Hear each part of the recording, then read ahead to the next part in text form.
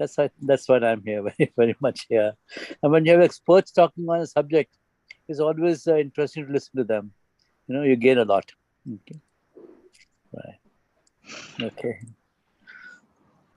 I think we have 1 more minute to go. Dr. Kakrani. Good evening, sir. Yeah, Dr. Kakrani is here. Very nice. Kakrani, sir, you're mute. No. I think he's still joining. Hi, sir. Good evening, sir. Good evening, sir. Yeah, thank you for joining, sir. Yes, sir. I spoke with sir. He was also like, I'll try to join in, but it's good that he is also there. So, sir, now for the record, we are recording and we are live on YouTube also. Because when I last checked with the IT department, they already told me that we are done with the registrations, which was the limit. So they had given the YouTube link. So we are now live on the university YouTube page also. And that was the confirmation which has just received on the my screen also. So I think you should start. We're almost at 100 participants. Yeah. So good evening, everyone. First of all, thank you for the participation, and it's heartwarming to see so much of the clinician as well as the non-clinicians who have shown interest in having this particular webinar. I would like to take the opportunity to thank Dr. Vinod Skaria and Dr. Rajivan sir and Dr. Arvind, who have agreed to join upon this particular webinar for giving us an insight of and the know-how about monkeypox. I would just like to introduce by turn, I think Raju sir will be going first. I'll just give a brief account of Dr. Rajiv. Dr. Rajiv Jayadevan has completed his MBBS and MD as an alumni from CMC Vellore. He was awarded MRCP from Edinburgh in 1996. He also obtained his medicine and gastroenterology fellowships from New York Medical College. Dr. Rajiv Jayadevan is also ex-president of IMA Kochi. And during the pandemic, COVID pandemic also, he has written several articles for doctors, policymakers, and in general public also to take an active role in educating the public about the topic, the pandemic itself. He is a very active Twitter user. His Twitter handle, if needed, we will share at Rajiv Jayadevan, which in itself is a rich source of over 12,000 latest scientific developments, which he updates more or less every day. So without further ado, I would like to request Dr. Rajiv kindly go away and start this proceedings further. Yeah. So over to you, sir. Thank you very much, and greetings to all. Congratulations on organizing this scientific panel. Pune is the center of academics. As I understand, many of the landmark studies have come from there, and everything from genomics to the earliest studies on what happened with COVID came from Pune. I'll tell you a little bit about our background here from where I speak from Kochi. What I will also recommend is, as a message to those who look for science, I'll encourage you to look at old papers. I'll explain why.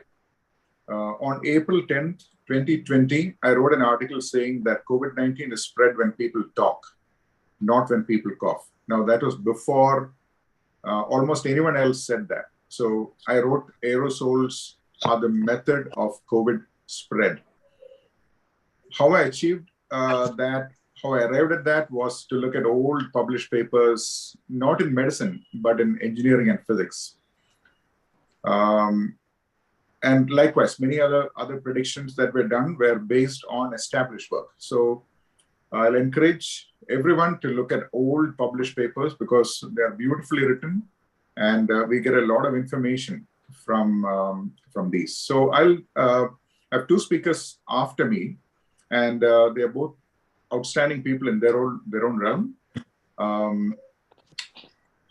Dr. Vinod will talk about the genes of the virus and the genomic parts. That's his area. You can see his articles all around, and he's quoted all around the world. Dr. Arvind Raghukumar is a genius who works in Trivandrum. He's the head of infectious diseases, who I constantly chat with every day. So he'll be talking about the clinical aspects. So I'll take you through some stories. I'm the storyteller here. So let's start with some stories, and then I'll pass the baton on to Dr. Vinod Skaria, who will take it from here. In 1970, a family in Congo experienced the first case of human monkeypox. Very, very interesting story. Tragic as well. But this 50-year-old man who had 2 wives, 11 children, 2 grandchildren, and 1 daughter-in-law. They lived together as a family. 1970 it was. And the young child, at just about 8 months, picked up monkeypox, the first ever case in history in man. This was preceded by a visit by the child and the mother to a village about 115 kilometers away. The mother visited her grandparents' house and came back, and 2 days later, the child developed a fever and a rash, and it was diagnosed as monkeypox, first case. Nobody knows where the child got the virus from. Nobody else in the family got sick.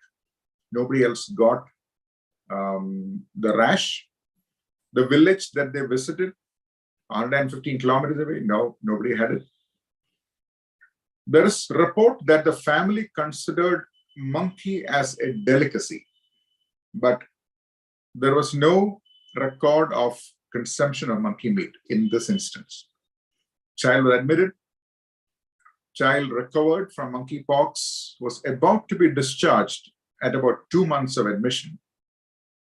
Unfortunately, got measles and died from it. In 1958, the name monkeypox was given in Denmark when a group of monkeys kept in a lab developed a rash. That paper was published by the SSI from Denmark, which obviously is quoted even now in the pandemic days. So there is the beginning of the virus affecting the animal, the first earliest description, the first reported human case. Now, let me take you to 2003. We're fast forwarding to 2003 from 1970. In the United States, there was an outbreak of monkeypox. And that's a fascinating case study because it's completely investigated and every detail is entered. I'll give you the highlights. A bunch of families visited their pet store and bought various rodent-like pets that look like rats and squirrels. And one of them is called basically the African prairie dog. Now, even though it's called a dog, it looks like a squirrel, very cute animal. These are friendly creatures, they're very popular as pets. The families that bought pets from a particular store picked up monkeypox. Many of the victims or the patients were children or people under the age of 18. The first child, young girl who owned this prairie dog, was bitten by the animal. She took terribly ill. She developed a bad case of encephalitis and almost died, but she miraculously survived with no sequelae. So she's well. This outbreak involved a total of 72 people in about 3 or 4 states in the United States. All these families were tracked down because it's easy.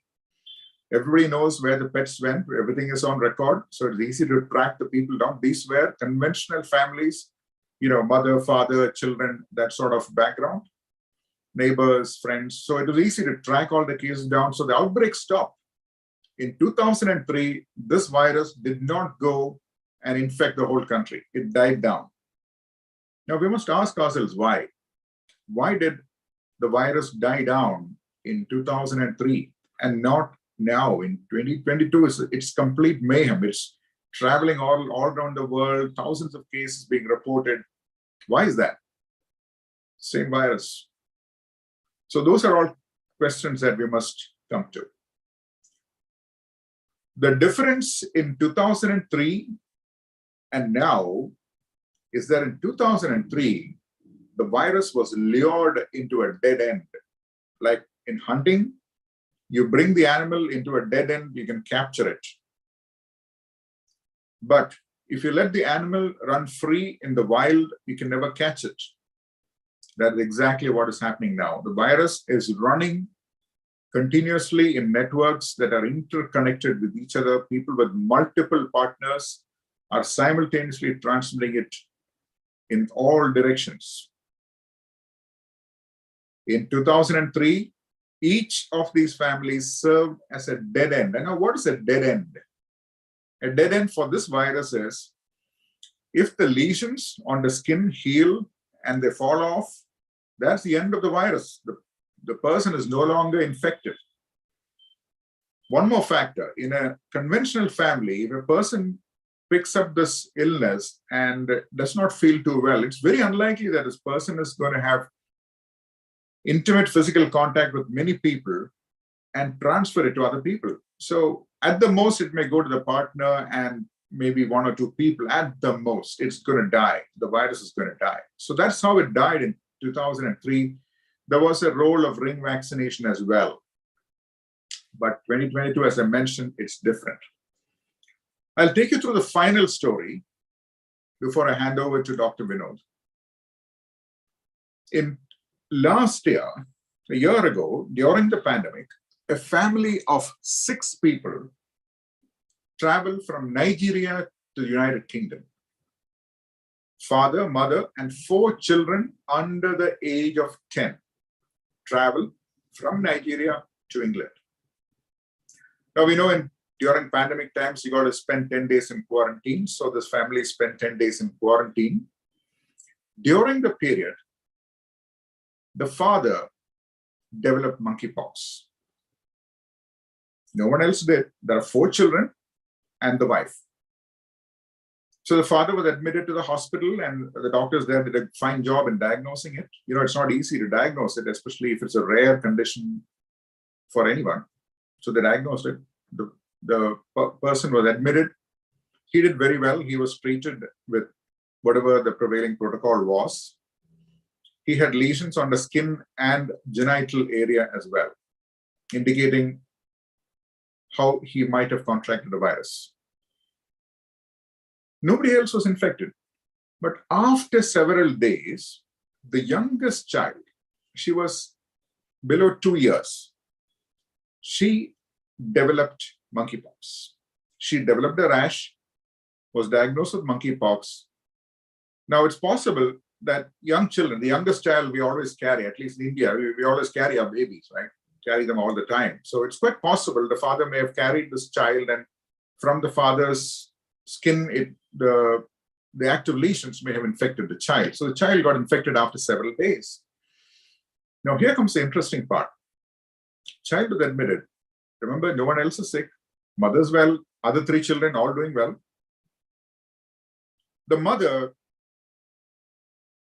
decides to stay with the child. But the child is a very, very young child alone in a hospital. So there's a lot of ethical issues of keeping the child alone. The mother says, I don't care if I get the virus, so I'm going to sleep with the child. So she slept with the child, stayed with the child in the same room. After an incubation period of around 2 weeks, the mother got infected by close contact with the child. Both the mother and the child had identical spread of lesions on the skin and trunk, no genital lesions. And the story had a happy ending. Everybody survived, no complications. The other 3 children had no monkeypox. They were tested thoroughly. They had previously been infected with chickenpox, but we know that it has no cross coverage. That's it. So the moral of this story is it's a slow spreading disease. To spread from person to person, it requires intimate physical contact or substantial prolonged physical contact in whatever context. So those are the stories, and I'll stop now and I'll let you think about these things. I think we need to think very hard. Sometimes in medicine, we don't get to think, and sometimes that's why we are not able to come up with solutions. But the 3 stories I gave you have enough in it that give us a complete picture. And the story of the Diamond Princess, we all remember, I used that story to predict when the disease will come to India and also predict the number of people that will be infected in Kerala, and that became true as well. So all of these stories are of great value. And towards the end, I think we can put all these things together. Over to Dr. Vinod. Thank you.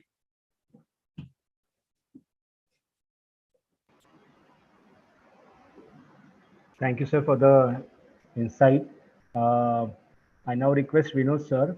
Before that, I'll just give you a brief account of what work he is doing. So, Dr. Vinod Skaria is a clinician turned computational biologist. His research interests are the understanding of the function, organization, and regulation of vertebrate genomes and how the genomic variations could potentially impact them. He is also the co-founder of the Genomics for Understanding Rare Disease, Indian Alliance Network, that is Guardian, which is one of the largest networks of clinicians and researchers in India working on a rare genetic disease. Okay, in the COVID pandemic, also his work, he was delving himself in various laboratory in terms of genetic epidemiology of SARS-CoV-2 in India. His lab today now hosts the major sources of enabling genetic epidemiology as well as functional interpretation of SARS-CoV-2 genomes and genetic variations. He is an undergraduate from Calicut Medical University, and his PhD is in computational biology from University of Pune only. So I now request Vinod sir, without wasting any time, sir, please, you can enlighten us with the research and the genetic component of the disease. Thank you very much, Dr. Shahzad, and thank you very much for connecting and listening in. So over the next 15 odd minutes, I will try to speak a bit about monkeypox genomes and genetic epidemiology, what we know from the genomes that are already out there, and what are the insights that we have gained, and of course, what are the surprises that we have come across. Now, before I start my talk, it is almost mandatory to also state that all that we do today in microbiology is indebted to this person, Anthony von Leeuwenhoek, who was by hobby a scientist and by profession a merchant and a municipal official. Now, his claim to fame and his instrument that actually changed the world is depicted in here. It's a handheld device which he used to observe the world around him. And using this device, he could observe organisms which were not observable by the naked eye. And this is what today we call as the microscope. Now, of course, microscopy and the techniques of doing microscopy has evolved quite significantly over these years. And that has been and is still one of the mainstays of microbiology. And while this changes happened in the field of microbiology, there was also a different sort of change happening around the world, and that was in the field of genomics. And most of this advancements happened with the release of the human genome, as we know, in mid-20s.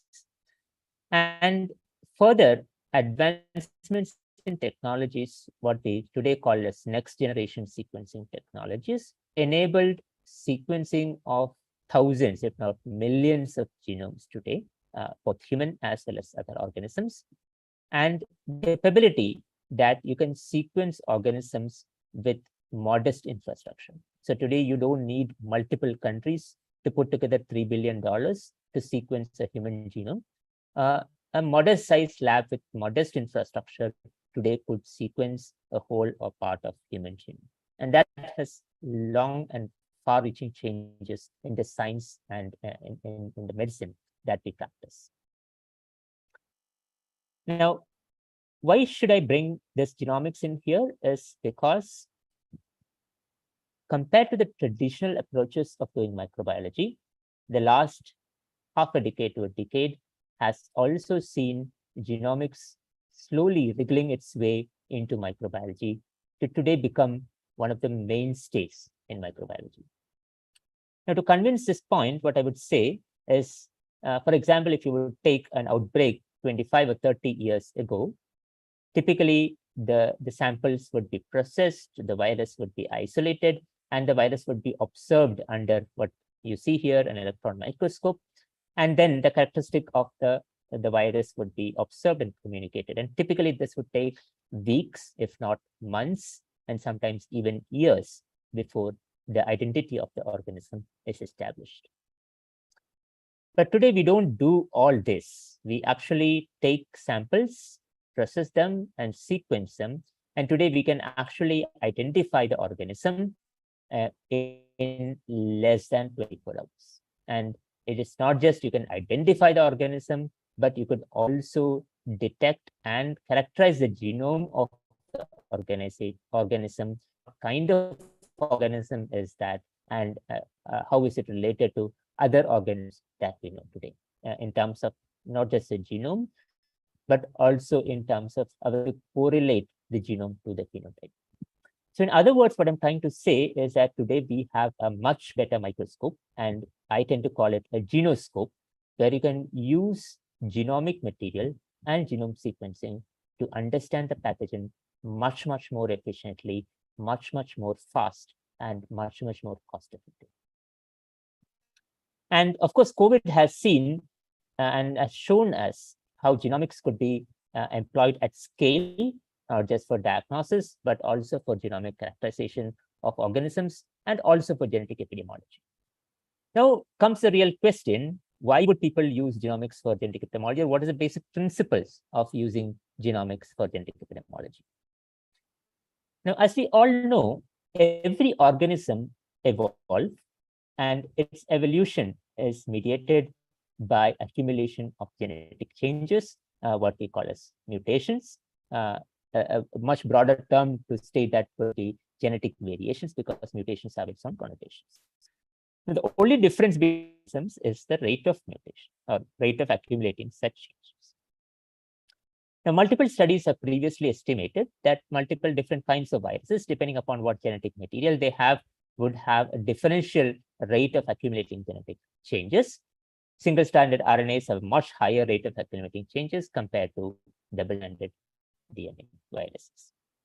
And of course, you could put this across in a plot and classify different organisms on whether they are highly mutating or slowly mutating.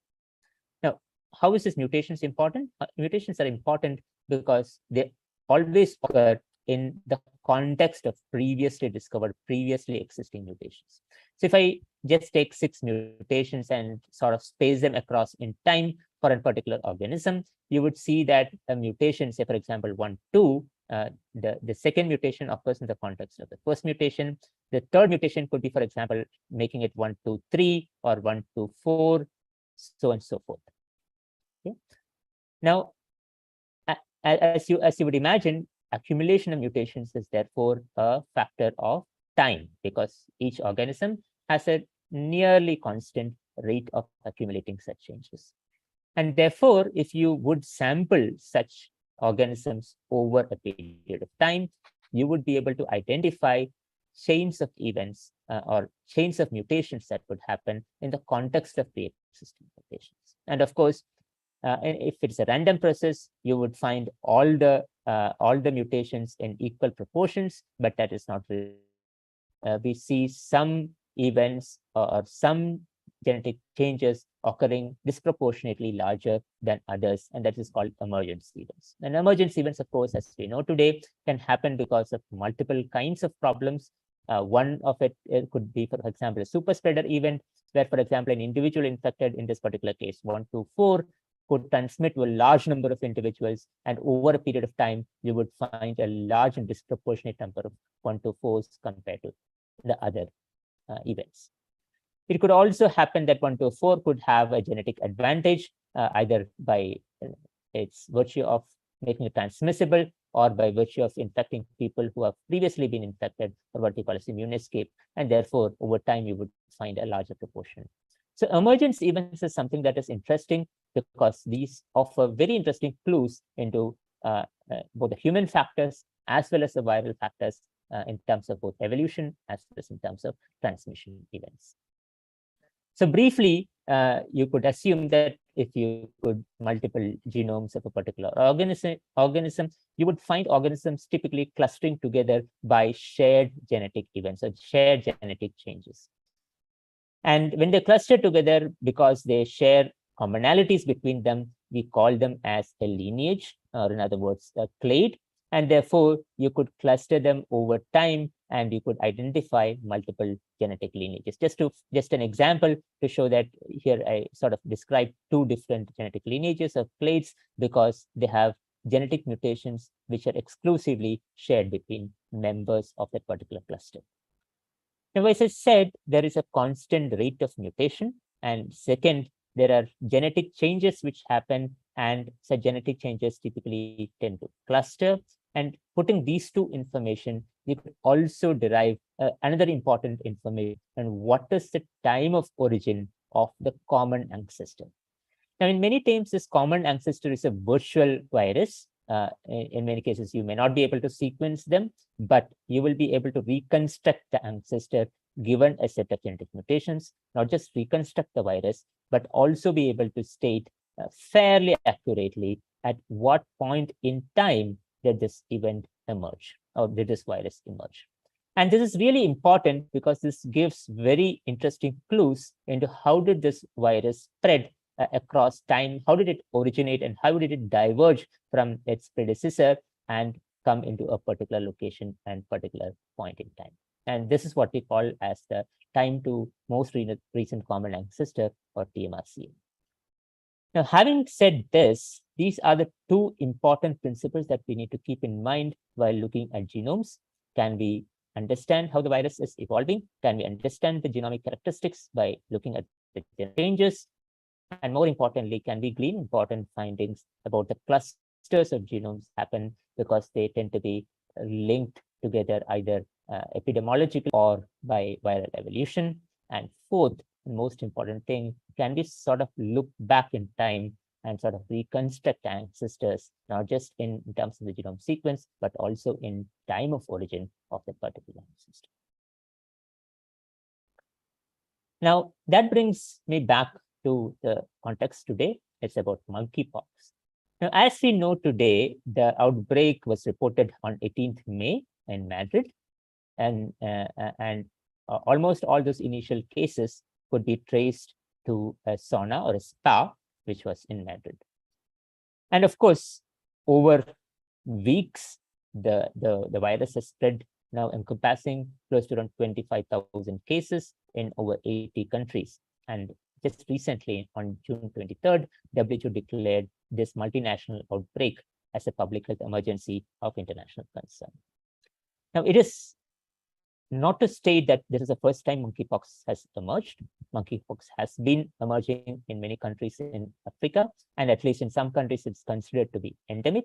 But this is the first time that such a large spread across multiple countries, around 80 countries, have happened in a close period of time, which sort of suggests that there is a sustained human-to-human transmission that is happening outside countries where it is considered to be endemic or prevalent. Now, consequent to the identification of cases of monkeypox across the world, there have also been genome sequences of monkeypox available. And of course, genome sequences of monkeypox have been available for quite some time out of outbreaks in Africa, as well as from travelers who have traveled to many of these countries and brought monkeypox into new territories, for example, the United States of America, and elsewhere, where they could actually look at the genome sequences and, more importantly, make these genome sequences available in public domain so that researchers can actually use the sequences to glean very useful insights about the virus. Now, briefly speaking, monkeypox is a quite large virus. It has around 200,000 base pairs. It's a DNA virus. It has around 190 odd genes. And the very peculiar thing being that it has two repeat regions on two ends of the genome, which we call as the ITRs. Now, in terms of the mutation spectrum, what is known, and not just for monkeypox, but orthopox viruses in general, it has a modest mutation rate, assumed to be around 1 to 2 substitutions per genome per year. And unique sets of mutations, like, for example, recombination events, have been reported between organisms of the same kind, and also non-homologous recombination taking in foreign genes into the pox genomes. And more importantly, a particular cytoplasmic enzyme, ApoBec3, and to be specific, ApoBec3A, has been implicated in the cytoplasmic DNA editing of monkeypox virus, which sort of gives it an additional advantage in terms of mutation rates in human-to-human transmission. Now, of course, this is from one of the earliest papers on monkeypox genomes, which has looked at a large number of monkeypox genomes and sort of characterized a very unique cluster of genomes which has emerged from the outbreak in 2022. And as I suggested before, this cluster of genomes and the mutations also suggest the role of ApoBec3A in the mutations, because there was a GA2AA and a TC2TT sort of bias in the mutations. And of course, this cluster was associated with close to around 50 nucleotide changes, a quite significant jump compared to the genomes in the previous years in 2018 and 2019, sort of suggesting there's been a sort of accelerated evolution happening in the period between them. Of course, we don't know much about what this accelerated evolution would mean, but we have only some clues about what could have happened in here. And to actually make this cluster a bit more clear, so what you see here is the B1 cluster, or B.1 cluster, which is associated with this particular outbreak in 2022. And as you see here, almost every single virus from this particular cluster seems to be very close together and minimally divergent from each other in this particular cluster. And this is what is called as polytomy. Now, polytomy is sort of suggestive of an outbreak event, typically a super spreader event, because you could enable a particular virus to be spreading to a large number of people, and each of these individuals would have a very similar virus compared to what was transmitted to the person out there. And they also observed a different cluster A.2. I will come to that a bit from here, but they largely belong to what we today call as the clade 3 of monkeypox. They, of course, other two clades, clade 1 and clade 2 of monkeypox, which has very specific geographical and epidemiological boundaries. I'll not delve deeper into it, but just to state that most of the genomes out of this outbreak came from this large cluster called B.1. And when you come back to India, and very specifically to Kerala, which has the largest number of monkeypox cases. The first case was detected on 15 July 2022. Dr. Aravind, who is going to speak after me, is going to give a much detailed overview about the monkeypox outbreak in the state. As of today, there are 5 cases of monkeypox and 1 case of death reported. And all of these cases have a history of travel to one of the Middle Eastern countries. Now, of course, thanks to researchers from the National Institute of Virology, 2 genome sequences of these 5 cases have now been deposited in public domain. And very interestingly, if you cluster those genomes, they do fall into a very distinct cluster, which I earlier mentioned as the A.2, and not the B.1, which forms the larger cluster, which is linked to the European event. Now, this is the most important thing in genomics, and in terms that looking at a particular genome, you could understand a lot about what really would have happened to in terms of the transmission event, in terms of the origin of the outbreak, so on and so forth. Now, this was very surprising to pretty much everybody, because it is widely thought that the monkeypox outbreak and the cases that we see across the world today is largely from an outbreak which originated in Spain. But and also suggestive of what the genomes say from many cases sequenced from this outbreak. Now, it's really surprising why these 2 samples from India would cluster differently and distinctly different from the B1 cluster into a very distinct cluster of A2. And today, for this small cluster of A2, it's a very, very small cluster compared to around, to just give you numbers, around 750 genomes of monkeypox have been deposited today in GISAID. And out of this 750, we have close to around 9 genomes from 6 unique clinical samples, which cluster into this small distinct cluster. And all these samples have come from either the United States of America, Thailand, much recently in 2022, and from India. And of course, you could look at the genomes. The earliest genomes were from June 2021. They sort of coincides with the time to most recent common ancestor, and that sort of suggests that we are very close to having found the origin of that particular outbreak. And as I suggested, these samples have come from very distinctly different geographies. They're not all from America. There are some cases from America, three genomes from America, 2 genomes from India, and the rest from Thailand. Now, there are multiple different geographies that comes to, and a very old time to origin that sort of suggests that there's been a low level of human-to-human transmission that has been spanning almost over a year, and this has remained cryptic and undetected, and probably because of the heightened surveillance and heightened detection and awareness, more importantly, today they are being picked up across different geographies. Now, of course, this cluster is defined by around 16 unique genetic mutations or genetic changes, which are distinctly different and unique to this particular cluster compared to the other clusters out there. Some of them are, of course, non-synonymous. A significant large majority of them are non-synonymous, but also there are other kinds of deletions, including a 3 amino acid deletion, which occurs in this particular cluster of genomes. And when we look at the substitution events or the mutation rates, the lineage, A2 lineage seems to have a much lower substitution rate, around 10 substitutions per year compared to the B1 lineage of around 22 substitutions per year. But of course, you need to keep this with a lot of caveats. The first and the most important thing is that the B1, since it is a very large outbreak, it could enable parallel evolution of the virus to happen, and for a bit artificially high rate of genetic mutations than what is anticipated. And more importantly, the number of genomes in the A2 cluster is extremely low. We have only, I said, around 9 genomes, which is too low to make very conclusive estimates about the mutation rates. As you see here, you have a wide range in terms of the confidence intervals. But more importantly, as I stated before, orthopox viruses typically have a mutation rate of 1 to 2 per genome per year, and this is almost 5x to 10x different from what we know about orthopox mutations. So in other words, the percent monkeypox isolates seem to have a much higher genetic mutation rate consistent with observation that they are human-to-human transmission, which is sustained over a long period of time. So in summary, we have a distinct cluster of genomes from 3 different countries. The earliest genome was from July in 2021, which sort of suggests that this virus has been spreading, albeit at a lower level across multiple geographies.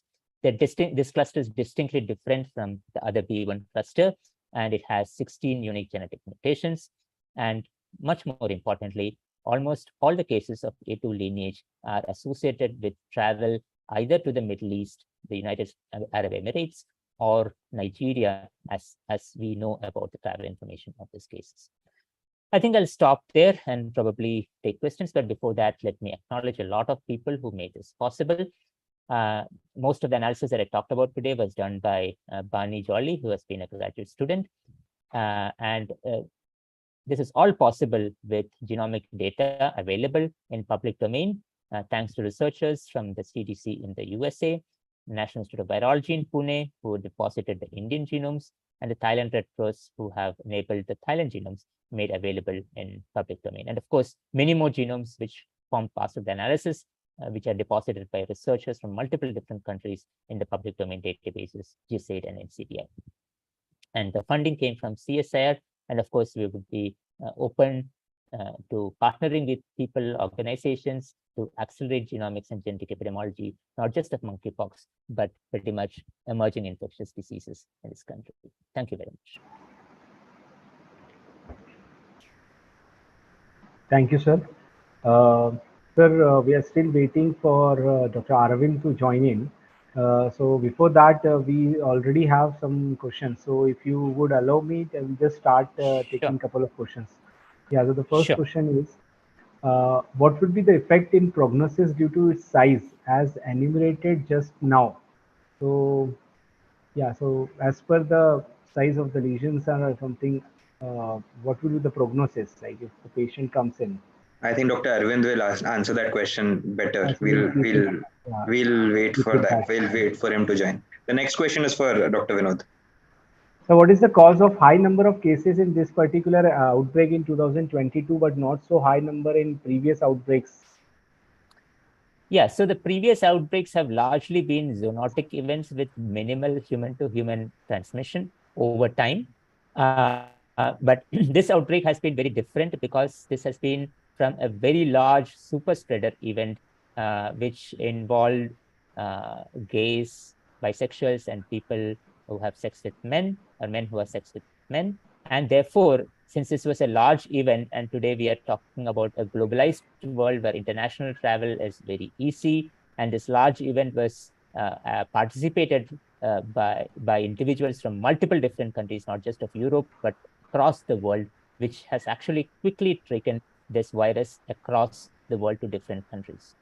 Now, what we also need to keep in mind, therefore, is that increased globalization, increased ease of travel would also pose a very important threat to the spread of virus. Not just, we have seen that in COVID, we have seen that in monkeypox, we'll probably see in the future epidemics out there. Okay, thank you, sir. So the next question is, where are the maximum mutations? And the second part of this question is, are they in envelope or a coat protein of mature virion? Yeah, so the mutations typically are spread across the genome, and it is too immature probably to today assess the mutation rates across genomes, because typically we have only 2 different clusters of genomes. And largely, since the large cluster is from a super spreader event, we don't have too many mutations to make this assessment of evolution over time. And that's essentially why we will need to do genomic surveillance over a much longer period of time. And this is probably the right time to start to understand how the virus is evolving as the disease progresses over time. And of course, the disease is going to stay with us for quite some time. And this is an opportunity to also glean very useful insights about how the virus is going to evolve. Now, monkeypox virus is unlike SARS-CoV-2, doesn't have a very specific receptor to enter the human cells. And therefore, it's very unlikely that one specific set of genes would have an evolutionary advantage compared to the rest of the. But of course, it's too premature to state about that. Okay. So the next question is also for you only. I think the gold standard for diagnosis of would be for what? For this monkeypox would be PCR, and is it done at NIV Pune? Is it only done at NIV? At this moment, I think there are 15 VRDLs which have been approved to do monkeypox testing, RT-PCR, apart from the National Institute of Virology. But I think at this moment, the genomic sequences are exclusively done by National Institute of Virology, as much as I know. Maybe Rajiv sir, you can take this question. How much is the case fatality rate would be, or is currently as we know? So okay, the case fatality is very, very low. I'm talking about 2022. It is 0.04%. That's incredibly low. That's about less than 10 deaths out of around 22,000 cases. Also remember that the number of reported cases of monkeypox will be far fewer than the real number for many reasons. The reasons are, one, not everyone with monkeypox might go to the doctor. They might think it is a regular STD and do some local treatment, or they might just wait for it to go away on its own. Many people do that. The second is the person who's seeing it might not recognize that it is monkeypox. Even for a specialist dermatologist, sometimes it can be challenging, I'm told. My dermatologist colleagues tell me that. I'm sure that you're having active discussions in your forums about whether this could be monkeypox and that could be. And then the third is limitations. Sometimes logistical limitations are there, lack of availability of tests, having to call the patient back. So all of these limitations, and then the social angle, because now it is common to discuss that monkeypox is perhaps sexually transmitted, so people might feel a little reluctant to come forward because they may face some awkward questions. So for all of that, the number of reported cases will be smaller, far smaller in my humble estimate than the reality is. So if you take the number of deaths as constant, that means mortality is far lower than even 0.04%.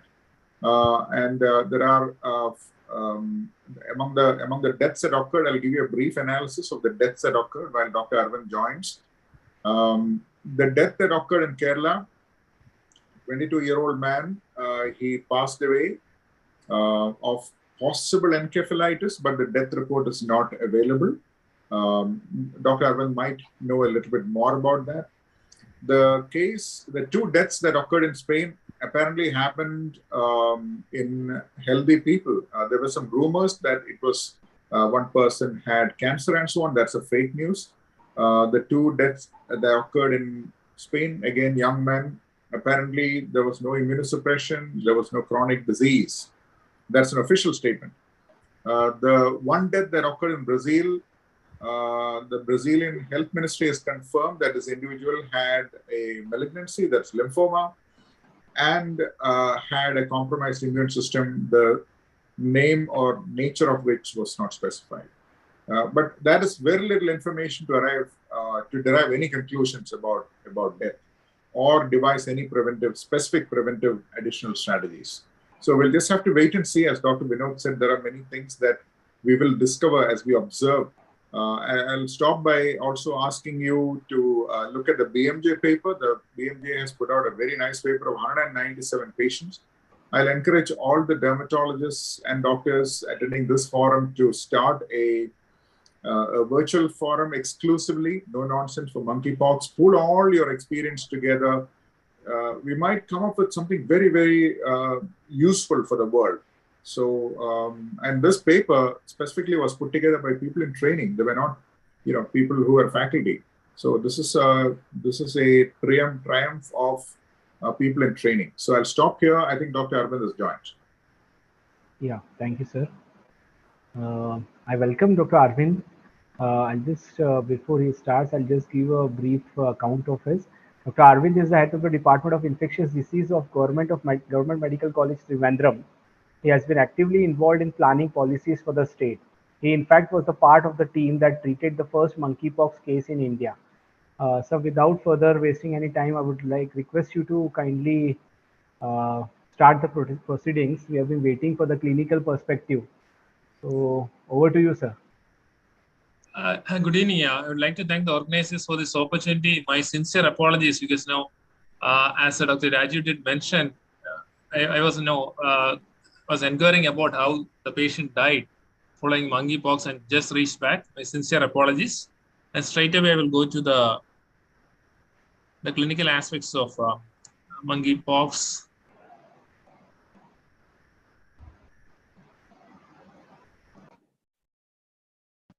Are the slides visible? Yes, sir. Okay.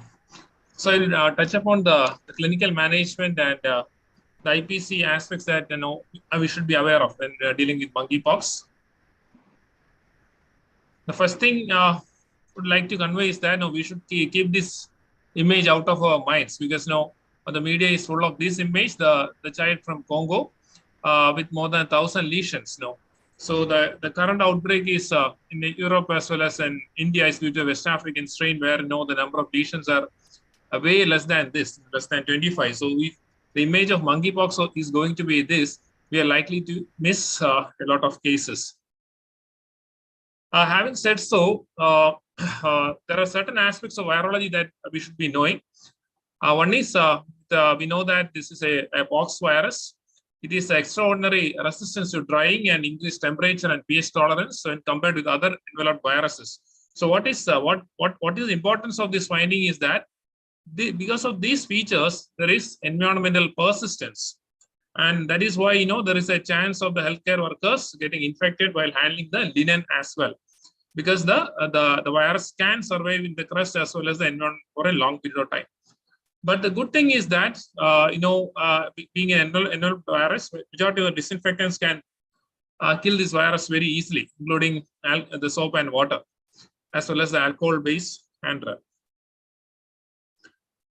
What is the importance of incubation period? So we know the maximal incubation period is around 21 days, and that is why, the people who are in contact with the diagnosed cases of monkeypox should be observed for 21 days. The quarantine is not being advised. Instead, they should go for a symptom surveillance. Those who are close contact should be observed for development of symptoms for 21 days. And the period of communicability is 1 to 2 days before the onset of rash to until all the scabs fall off. We know that usually the rash occurs by around 2nd or 3rd day. That is, the patients who are asymptomatic are unlikely to spread the infection. Usually, the period of communicability is from the day of symptom onset. And it is still, the patient is considered as infectious till all the scabs fall off and reepithelialization occur. So even though for the first and second case, we did ensure this, that the PCR has become negative from almost all the samples. The case in Delhi as well as Kerala were discharged when all the samples were negative for this monkeypox DNA. But now we know that just like in SARS-CoV-2, there is likely to be a prolonged viral shedding, and so that should not be taken as a criteria for discharge. The patient is considered as non-infectious when all the crusts have fallen off and reepithelialization has occurred. So all these things, we know that now we have around, say, 25,000 cases and around, say, 9 deaths. And regarding the case fatality rate, we know that in the case fatality rate in the current the West African variant or the clade 2 is actually less than 1%. But what has baffled us is the 2 deaths from Spain, which has occurred in apparently immunocompetent individuals, healthy individuals due to encephalitis, and the death which has occurred in Thrissur, in Kerala. So that also occurred in an immunocompetent 22-year-old male, very healthy football player, who had monkeypox with very few skin lesions. Now we can say that the treating doctors had no clue towards the diagnosis of monkeypox because the skin lesions were not present. Instead, he had an inguinal abscess, which was initially diagnosed as hidradenitis suppurativa. Along with that, the patient went into encephalitis and then following cerebral edema, conned and died. He had no risk factors. There are no comorbidities or immunosuppression. We know the modes of transmission, of which the one important aspect is there is a transplasmic spread, and so that is the reason why the pregnant ladies and means we should when people are put in, say, in symptom surveillance, etc., the advice which is given to them is to keep away from pregnant ladies. Even though the data is actually from Congo, out of 4 pregnancies, the adverse outcome occurred in, say, 75%. 2 resulted in miscarriages. One, the child was born with congenital monkeypox infection, that one died. Only 1 successful pregnancy occurred. So in 3/4 of the cases, the outcome was bad. So important aspect is that when people are put on symptom surveillance, one advice given is to keep away from pregnant ladies. Coming to the clinical features, the first case presented to us on 12th of this month, and that person had a very high risk contact with a suspected case of monkeypox, and 1 week later, he developed a fever, the headache, myalgia, and fatigability, and 2 days later, he developed oral lesions, multiple painful oral lesions he developed, and then a lesion in the shaft of the penis, and then the few lesions in the forehead, as well as the tragus, and the palms, as well as the forearm. And then he flew to Kerala, and now the situation is very simple, right? So there is an epidemiological link, and the clinical features are compatible with that of monkeypox, and we had no problem in diagnosing him as monkeypox infection. So that was the first case. But the current case, which is actually very difficult, because the current case now there is a person who died. He also developed fever on the 15th of this month while he was working in Ras Al Khaimah, that is in UAE. And then he apparently developed an inguinal abscess, no obvious skin lesions. And then he came back, and then after he came back on 22nd of this month, And by 25th of this month, he visited a surgeon for his inguinal abscess, and he diagnosed it as a hidradenitis suppurativa. And the surgeon never had a clue regarding from where the patient had come. And 2 days later, he developed his fever again, along with seizures, and went into coma. The MRI as well as the EEG was suggestive of encephalitis. CSF also suggestive of encephalitis. He was diagnosed as monkeypox as well, and he died due to encephalitis, and he had no comorbidities. So these are the usual clinical features: a prodrome of fever, then usually lymphadenopathy is there. One feature which helps in differentiating this monkeypox from smallpox, chickenpox, to an extent from measles and hand, foot, and mouth disease. Then patients can have headache, chills, sore throat, and cough. Our initial patient had severe sore throat and odynophagia because of multiple oral ulcers with lipedema. And then on examination had bilateral follicular tonsillitis as well. And then we know that the cardinal feature is actually the development of the rash, which usually occurs 1 to 3 days after the fever onset and which can last for around 2 to 4 weeks. So these are deep-seated, well-circumscribed lesions which often develop umbilication. And almost all the dermatologists are very familiar with how to pick up these monkeypox cases, because of the 5 cases which were diagnosed in Kerala till now, 3 of them did present to the dermatologist. So dermatologists, all the dermatologists should be aware of this thing, and the importance of travel history also is very, very important. As of now, Kerala has only imported cases. The situation is different in Delhi. So, and another presentation could be that the patients can have only the oral lesions and they can present to the dentist as well. So the 2 group of doctors who should be sensitized in the state obviously has to be the dermatologist as well as the dentist. And sometimes the patients may not reveal the travel history. So we should be very proactive in eliciting the travel history. And regarding the progression of the rash, we know it starts as an enanthem, and suppose it's a sexual starts in the shaft of the penis, anogenital region, etc. Then it progresses through the stages of the papules, macules, papules, vesicles, pustules, and then it crusts, and the crust falls off. So usually the phase is involved in 98%, palms and soles in 95%, oral mucous membranes in 70%, genitalia in 28%, and conjunctiva in 20% of the cases. And this is actually the progression of lesions. And ultimately what happens is the lesion heals with hyperpigmented atrophic scars or hypopigmented atrophic scars, patchy alopecia, hypertrophic skin scarring, or contracture depending on the extent of the skin lesions. But actually all these things, the data is from what happened during the data from Congo is the infection due to the clade 1, there is a Central African variant. Our case means so all the lesions heal with just a hypopigmentation alone. Now coming to the predictors of progression, the skin manifestation depends on multiple factors, including the vaccination status, age, nutrition status, and associated HIV status. So monkeypox chiefly occurs in communities, used to occur in communities where there is often a very high background prevalence of malnutrition. The reason why probably the mortality when it occurred in Africa was very high. So all these things means you are familiar with how the lesion evolves and all. So classically, it has been mentioned that monkeypox, usually the lesions are monomorphic compared to varicella, where the lesions are pleomorphic. That is not true in all cases, because in all series of case series on monkeypox, in around say 33% of cases, the lesions were pleomorphic. In our index case, also the lesions were pleomorphic, or was not monomorphic. And these are the classical lesions, deep-seated lesions, circumscribed, painful, itchy, and sometimes umbilicated lesions, and features which will help you from differentiating it from chickenpox. If the monomorphic lesions, that is one point. Second is involvement of the palms and soles, which is usually not seen in varicella zoster. And third aspect is going to be the generalized lymphadenopathy. So these are the classical lesions, and these lesions progress through stages of papules, vesicles, pustules, and scabs. And then the scabs will actually fall off. So these are lesions which are very similar to the lesions which our index patient had. And you can see the third one. Third one is actually the umbilicated the lesion. You can see the lesions in the palms and soles, as well as the lesions in the genitalia. And the most striking aspect was the involvement of the oral cavity. The lips were edematous.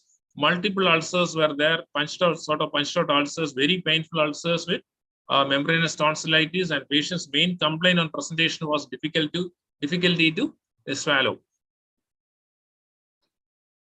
You can see the classical lesions and all. But the problem what we are facing is that we have a lot of BDs for these sort of presentations, like say hand, foot, and mouth disease, to an extent, say atypical varicella and all.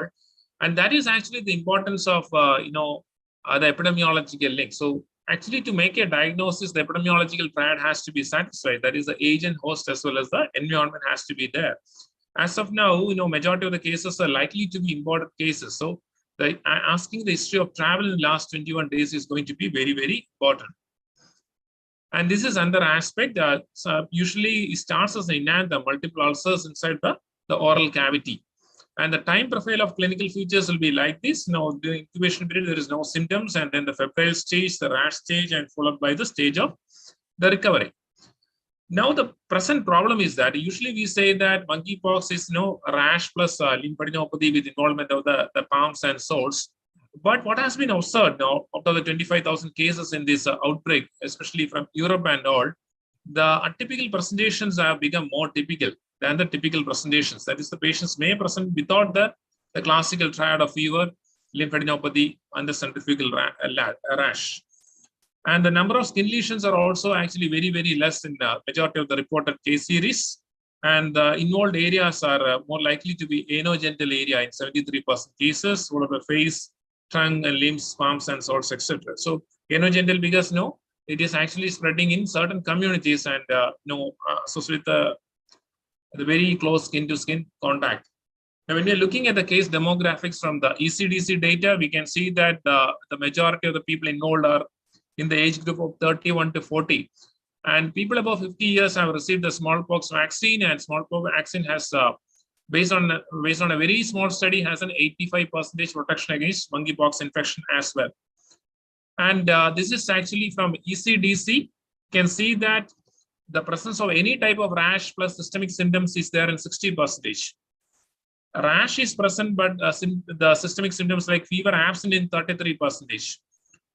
Rash absent, fever present in only 4.7%. So this clearly shows that the cardinal feature of monkeypox is actually the presence of a rash. And 0.9% could be asymptomatic as well. So the clinical profile of ECDC, we have already discussed. Some rare presentations could be the presence of anal rectal pain. This is associated with homosexual activity. Presence of conjunctivitis. If conjunctivitis is there, then we should actually involve an ophthalmologist in the care, because the keratitis can lead to the loss of vision. This is from the recent NEGM article, which looked at around, say, 528 cases. The rash present in 95% of the cases, fever in 62%, lymphadenopathy in 56%, pharyngitis in 21%, headache in 27%, exhaustion in 41%, myalgia in 31%, low mood in 10%. This is actually very, very important, because the majority of the patients are having anxiety-related issues, and if you are admitting a patient with monkeypox, you need to give them psychosocial support also. That is, we need to involve psychiatrists also in the care of the patients. And classically, we know that the monkeypox described from Congo, etc., the number of lesions are very high. It could be more than 1,000. But what is being observed in this outbreak is actually the number of lesions are actually very, very less than 5 lesions in 39%, and more than 20 lesions only in, say, 11%. So that is why I said that we need to get that picture of the child away from our mind, because it's full of that child is full of has developed a lot of vesicles. Now that is not being observed during the current outbreak.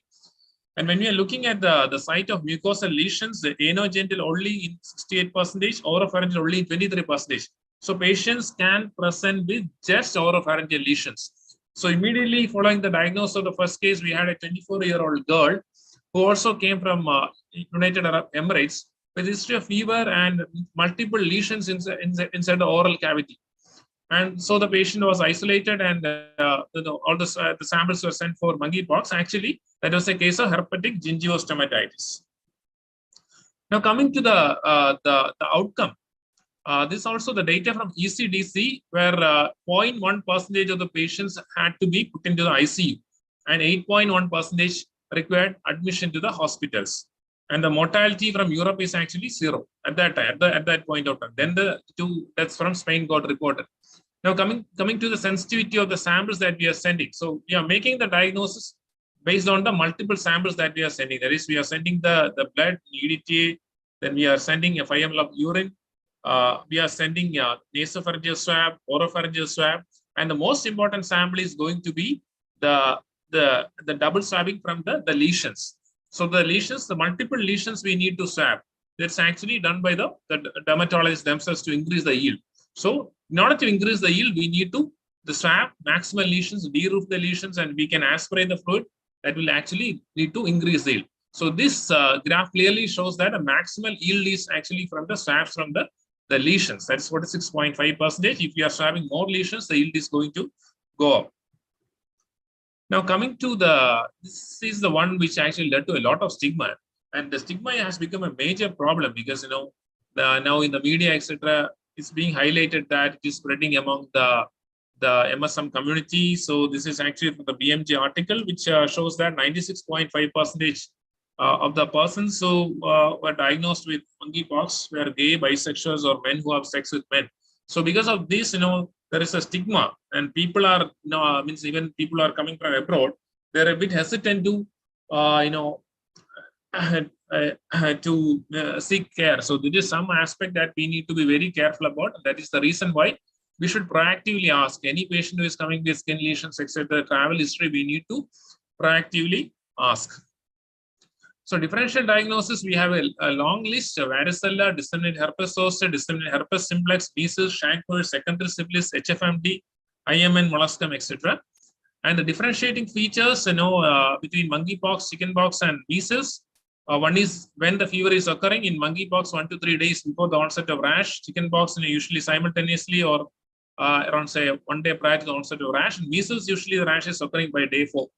The most important aspect will be the presence of, say, lymphadenopathy, which is very commonly seen in monkeypox infection, as well as the evolution of lesions. In chickenpox and measles, the evolution of lesions is actually very rapid, whereas in monkeypox, the evolution of lesions compared to the evolution in chickenpox takes more time. Now, coming to the complications, so what we have observed is actually the secondary infections. The patient had this periodontitis as well as the candida colonization of the oral cavity. Pneumonia, the sepsis, and encephalitis are well-known complication, and corneal involvement can lead to the loss of vision as well. Now, coming to the case definition that all of us are familiar with, any person of any age having history of travel to affected countries within last 21 days, presenting with an unexplained rash and one or more of the following symptoms, that is swollen lymph nodes, fever, headache, body, profound weakness, makes the patient a suspected case. If that person is actually having an epidemiological link as well, that is a face-to-face exposure or a very close skin-to-skin contact, etc., then that person becomes a probable case. And confirmed case is when the case is confirmed by molecular methods or by sequencing. But there is a slight difference between the national guidelines as well as the WHO case definition. So WHO suspected case is any person of any age with an unexpected acute rash or one or more of acute skin lesions. That is one difference. So acute rash or skin lesions with the prodromal symptoms, and for which the following common cause of acute rash or skin lesions do not fully explain the clinical picture, which includes all the differentials. So the most important aspect is it is not necessary to obtain a negative lab result for listed common cause of rash illness in order to classify a case as suspected. Further, co-infections are also reported. And WHO probable case also, there is actually a bit more than the national guidelines. So the one is a person meeting the case definition who is having a epidemiological link. The next aspect is not there in our guidelines. That is, who is having a multiple or anonymous sexual partners in the last 21 days. And in Europe, they have access to this anti-orthopox virus IgM antibody. We don't have access to that. So those persons with detectable levels of anti-orthopox virus antibody, so between 4 to 56 days after rash onset, or a 4-fold rise in IgG antibody, that's also taken as a probable case. Also, a positive test for orthopox virus infection, which is negative for monkeypox, also taken as a probable case. Now, what are the risk factors which actually portend a bad prognosis or progression of the disease?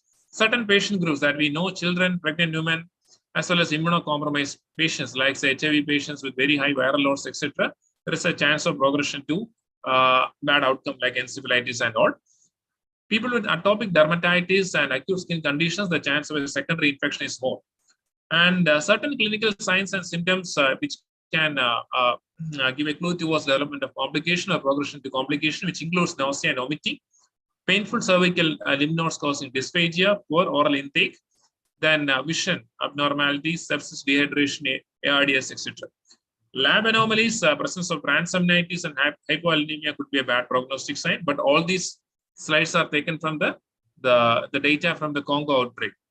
Then from the smallpox era, we based on number of skin lesions, there is a severity score. The mild is less than 25 skin lesion, moderate is 25 to 99 skin lesions, severe is under 250, and very severe is more than 250 skin lesions. And majority of the cases are having, say, less than 25 skin lesions during this outbreak. And diagnosis, we all know, initially what is being done is they look for the orthopox virus PCR. If it is positive, they look for monkeypox PCR. And if that is positive, they do sequencing. And Dr. Vinod clearly elucidated on the sequencing from the Indian isolates. The treatment, as of now, we don't have any specific antiviral drugs available in India. The most important thing is we need to isolate the patient, protection of compromised skin and mucous membrane, rehydration therapy, and nutrition support. That's very important. And now coming to the specific treatment, the drugs which are approved for treatment of this monkeypox in Europe and US includes tecovirimat. Tecovirimat is not US FDA approved, but it's approved by European Medical Agency. Tecovirimat as well as the brincidofovir. And we have a second generation smallpox vaccine that is ACAM 2000. That is based on the vaccinia. It is a live the virus. And the Jynneos is actually a third generation smallpox vaccine. It's a replication incompetent vaccine. So the most interesting aspect of this drug, the tecovirimat, so this inhibits the viral protein 37, so that the assembly of the viral envelope is not proper and cannot pass from one cell to another cell. Okay, so this drug was actually approved by US FDA in 2018 for smallpox. So we had eradicated smallpox then. Why should they approve a drug for smallpox in 2018? Because of threat of bioterrorism with smallpox. And now this drug has been repurposed for use in monkeypox.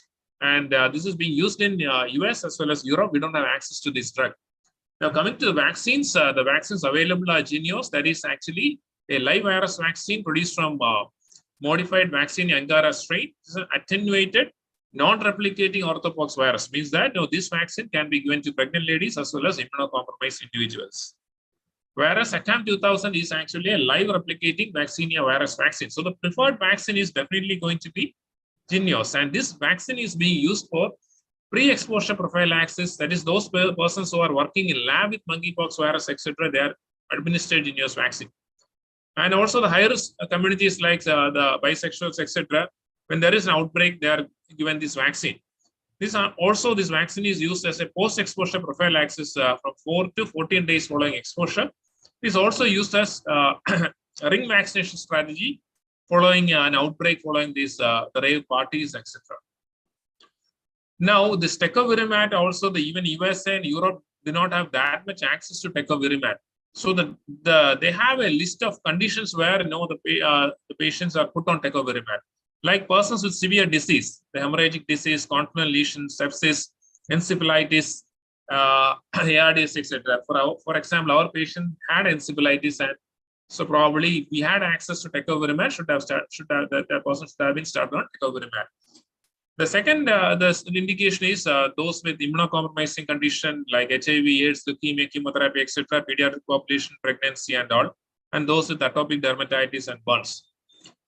Now, when we are discharging the patients, so discharge criteria is actually when all the lesions have crusted and the crusts have fallen off and the rehabilitation has occurred. As of now, we are admitting all the patients. They're stable. Once the number of patients go up, we can go for a home care as well. And the discharge advice is going to be to use the barrier methods for 12 weeks.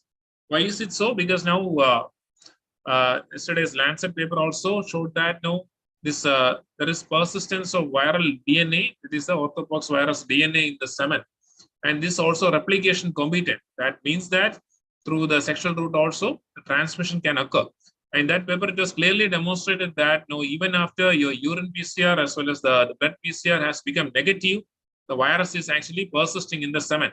So the advice that we need to give on discharge is to use the contraceptives for 12 weeks after discharge. Now I will end with this case scenario. A 50-year-old man with history of recent international travel presented with fever, headache, cough, and rash. And this is the classical, the pleomorphic rash. Seen, we can see all the lesions in all stages. You can see the macular lesions, the papules, the vesicles, the crustal lesions, etc. So this is the classical pleomorphic lesion, varicella zoster. So should you test this patient for monkeypox also?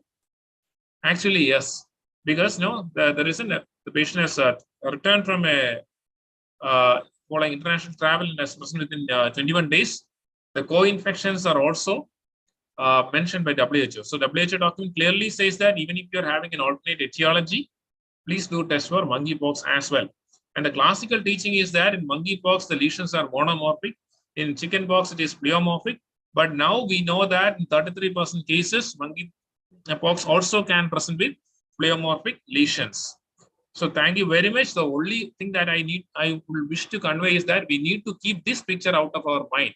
So the monkeypox during the current outbreak is not presenting like this. Majority of the patients are having only very few lesions. We need to entertain a very high index of suspicion to diagnose monkeypox cases. Thank you very much for this opportunity. Thank you so much, sir.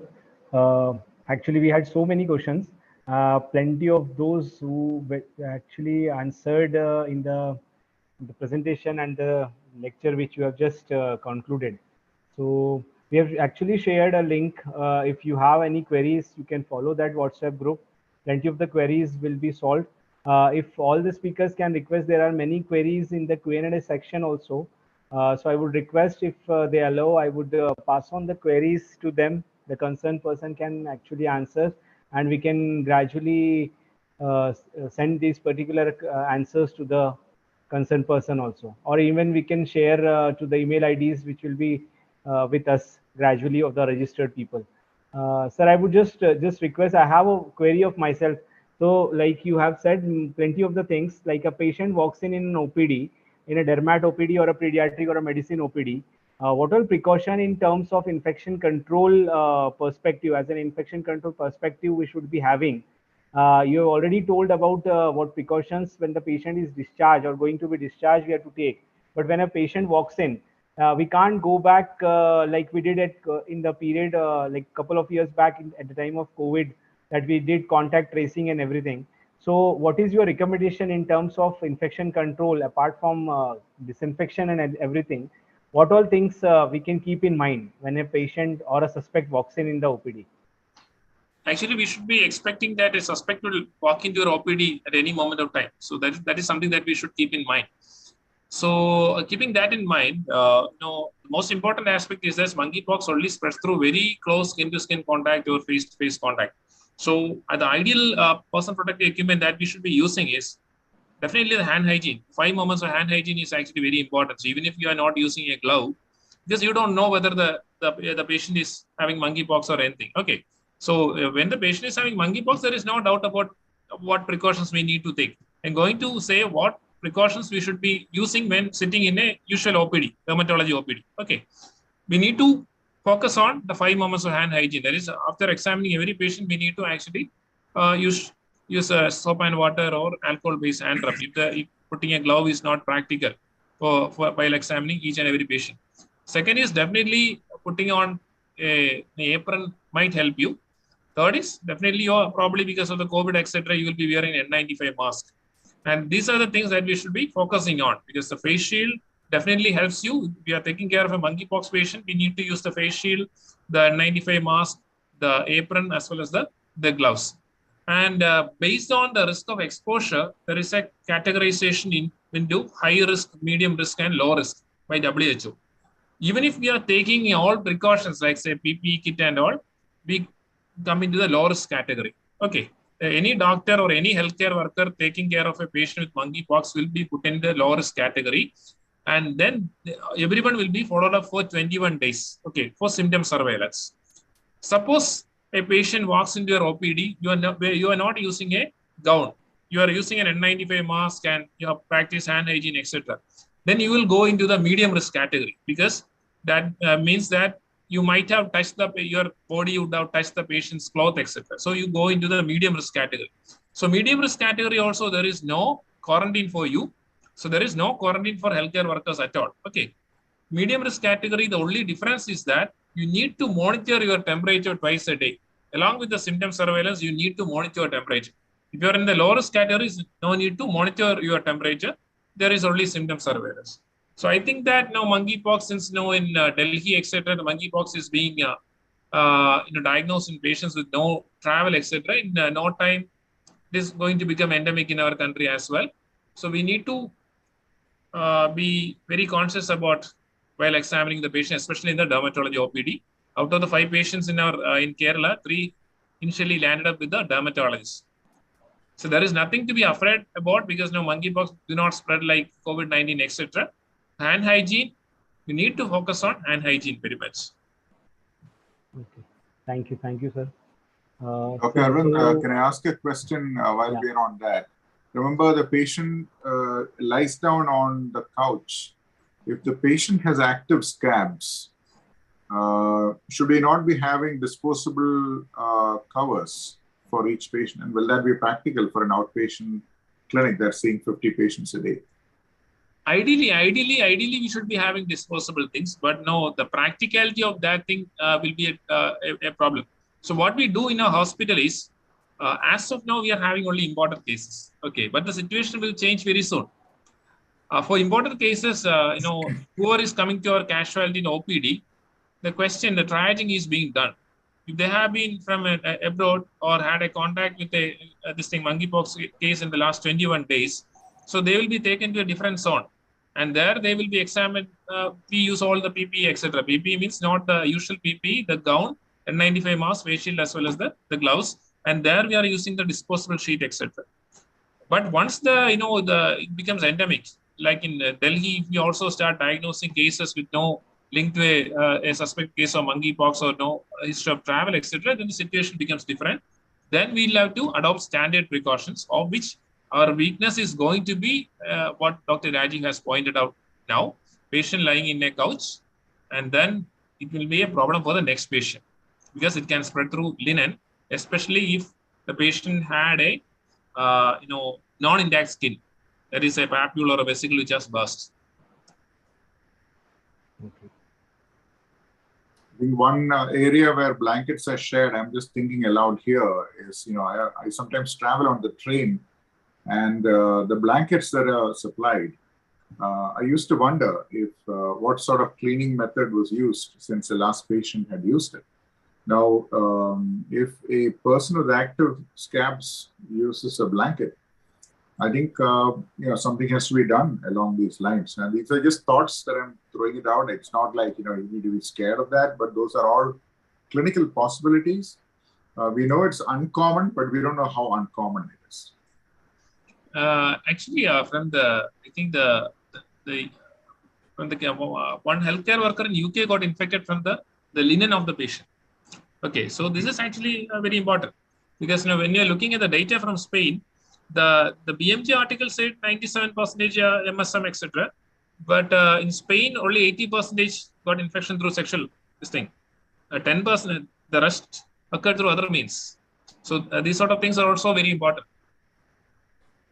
Yeah, it is said that you must not do when you change the linen, you should not fling it because we have the habit of, and so the suggested technique is just close it very, very gently. So you don't imagine it's full of dust. You don't want your room full of dust because it's a dust actually that becomes airborne. There's a beautiful paper out. It's a preprint that actually demonstrates the presence of virus in the dust while changing linen. And those are all great papers that we can actually use to formulate our guidelines.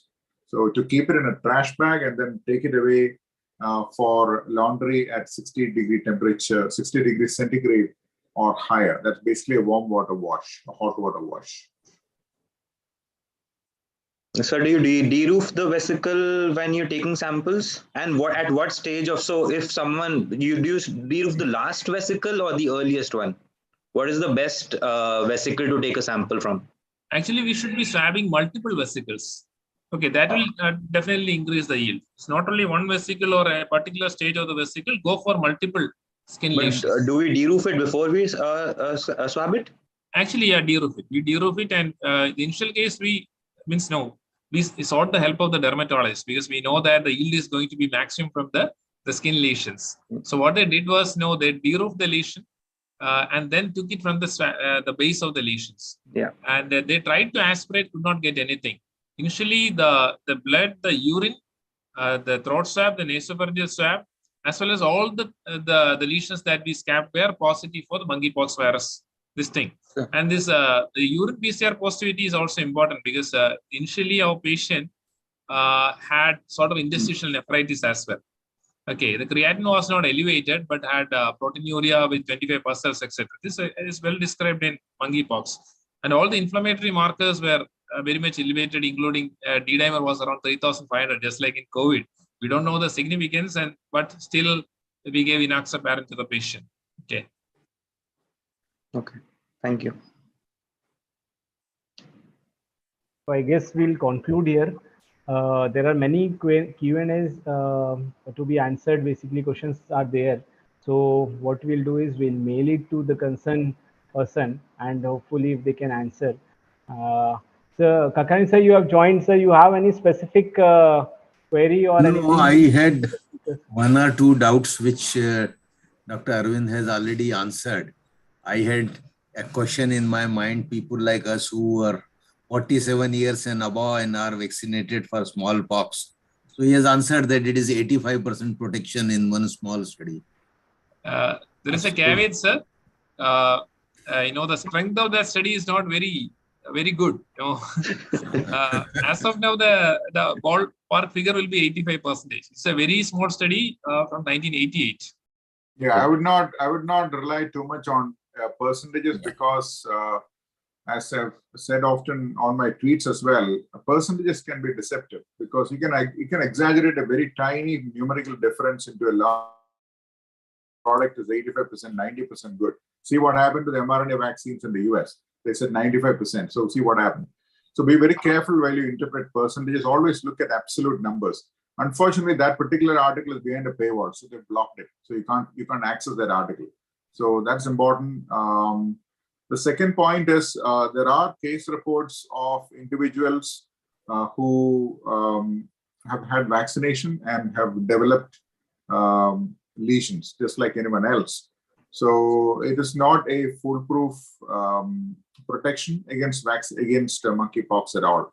But as Dr. Arvind said, according to the CDC, at least, their website says that you can actually use the vaccine to outrun the virus. If you've had exposure, you can outrun the virus in the first 14 days. Beyond 14 days, obviously, it's of no point.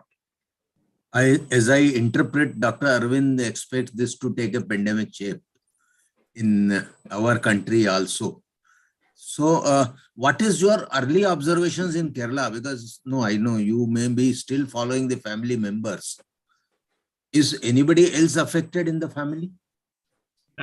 Actually, as of now, no, because now the first person, he took all precautions. Even though he did travel by flight, he ensured that he did not infect anyone else. Okay. And for example, he took a cab from the airport to his home, but he did not give cash to the driver. He made his father give cash to the driver. When he got into the cab, he made him open all the windows, etc. There's a COVID protocol was followed. As of now, all the family members never developed this disease. Regarding the other persons, it is still early days. Family members are in the 21-week period. Yeah. The anecdotal evidence regarding the secondary attack rate in the family is 8% for a monkeypox virus. 8%. Household contacts, the secondary attack rate is 8% for monkeypox compared to 25 to 45% for smallpox, and for varicella it is very, very high. So even in close contacts, the chance of getting infection with monkeypox is actually less. So you need to have very close skin-to-skin contact or face-to-face contact or contact with infected linen, etc., for infection to occur. That's why it's being spreading in certain communities and following certain events, etc.